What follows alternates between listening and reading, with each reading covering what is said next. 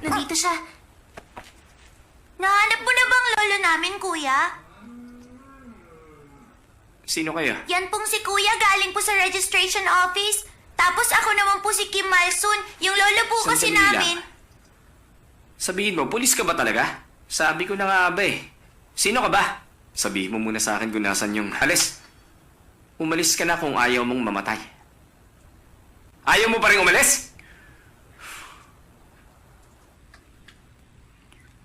Uy, kuya, bakit nagsinungaling ka sa kanya na pulis ka?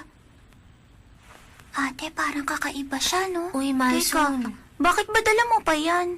Siyempre, paano kapag may nagnakaw nito? Pictures natin to kasama si Lolo. Pumalya pa ako dahil sa Bahala dalawang ka to. nga. Itatali ko Ate, sila mahal tapos ka nga ilalagay ko sa loob pero ng ang trunk. bigat kayang dalhin yan. 2 album na lang to. Baka mawala pa kung iiwan ko. Sandali, lumabas si Kuya. Uy, teka! Bawal po ba kaming sumama? Sasama kami! Ay, hindi nag-iisip ang mga batang yan. Babalikan ko kayo mamaya.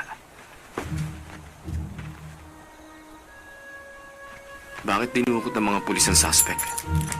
Siyempre, hindi nila kinidnap yung matanda para lang makapagiganti sila. Hindi rin naman siya pwedeng ibenta dahil mahirap lang naman siya. Kaya hindi ransom ang hanap nila. Siguro may alam yung matanda o may hawak siyang kailangan nila.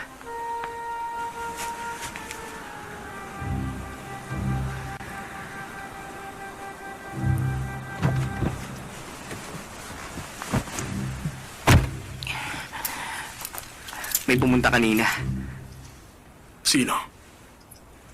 Ewan ko. Ang kulit nga eh. Ang dami-daming tinatanong. Kaya pinalayas ko agad. Kuya! Kuya! Registration officer! Oh, narinig mo yon? Sino kaya yon? Naglakad ka ba papunta rito? Oo, bakit?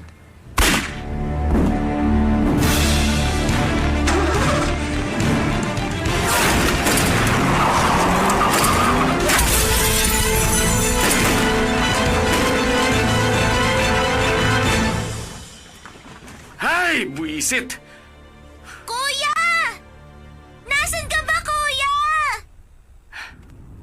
Ganun niya ako kadali natakasan. Kim Byung-dok, mahuhuli rin kita.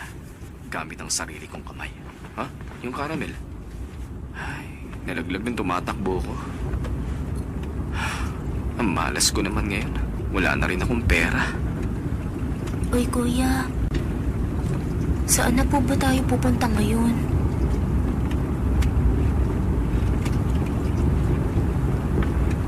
Yung lolo ko po ba?